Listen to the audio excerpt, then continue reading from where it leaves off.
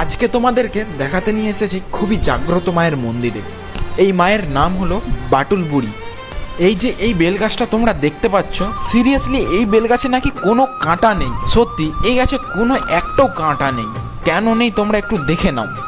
ওই ভক্ত ওই মায়ের বেলফুল পাড়তে গিয়ে কাঁটা ফুটে গিয়েছিল। আচ্ছা, বলছে এতদিন বেলফুল পাড়ছি, কাঁটা ফুটে নিয়ে আজকে ফুটিয়ে দিলি, তোকেও ফুটাবো বলে একটা বেল ডালা ভেঙে নিয়ে মায়ের মাথায় নাকি চাপিয়ে দিয়েছিল।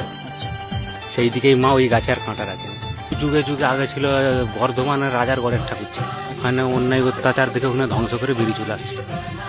মায়ের নিজস্ব জাহাজ আছে, আমাদের শোনা কথা দাদু ঠাকুমাদের মুখে।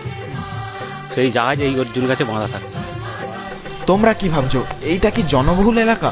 আরে না, এইটা অ্যাকচুয়ালি অনেক আগে নাকি সমুদ্র ছিল, আর মায়ের নাকি নিজস্ব জাহাজ।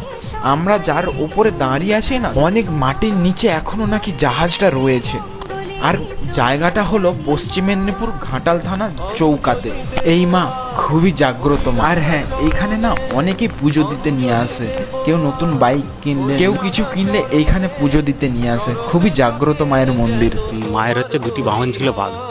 আগে যে পুরোহিত ছিল তার দিকে যে পুরোহিত মাকে প্রথমে পেয়েছিল, সে বাঘের পিঠে চেপে পুজো করতে আসতো। এরকম মায়ের মহিমা ছিল তখন। আর হ্যাঁ, এই গাছটা যে যার নাম লিখেছে তার সাথেই বিয়ে হয়েছে। কত দিন থেকে এখানে পুজো করছেন?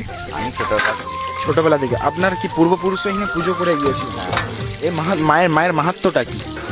এখানে বড় বড় রোগ ভালো হচ্ছে, যে মেয়েদের ছেলে হয়নি এখানে রসুলপত্র ছেলেছিলাম।